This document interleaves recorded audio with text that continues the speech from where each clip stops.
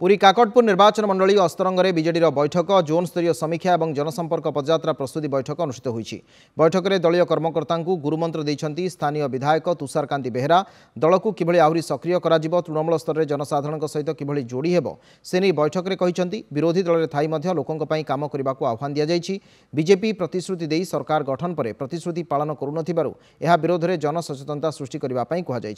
आगामी दिन में जोन स्तरीय पदयात्रा कर लोकों पाखे पहुंचा सहित सदस्य संग्रह अभियान उपर लक्ष्य रखा जायछि। मेंबरशिप ड्राइव विगत दिन में होता है बर्तमान एक्सपायर होती बर्तमान नूतन भाव में प्रत्येक निर्वाचन मंडल मेंबरशिप ड्राइव कराऊँगी। एथर आम सभापति सम्माननीय नवीन पट्टनायक जो निष्पत्ति नहीं मेंबरशिप ड्राइव को आम फिजिकल और डिजिटल दुईटा मोड में तेणु आमर जो मैंने आगुरी मेंबर होते एक्टिव मेंबर थे से आम रिन्यू करूँ सहित जो मैंने नूतन भाव में मेंबर करेंगे डिजिटल और बुक माध्यम आम अक्टोबर 9 तारीख आम मेंबरशिप करूँ। अक्टोबर 2 रु जो आरंभ कराई पदयात्रा से आज आम प्रस्तुति बैठक कराई आम लोक पाखे पहुँचबू लोक जनईदेव जे आगामी 24 वर्ष नवीन पट्टनायक शासन किपरि थिला बीजेपी सरकार किपरि मिछ प्रतिश्रुति दे इलेक्शन जीति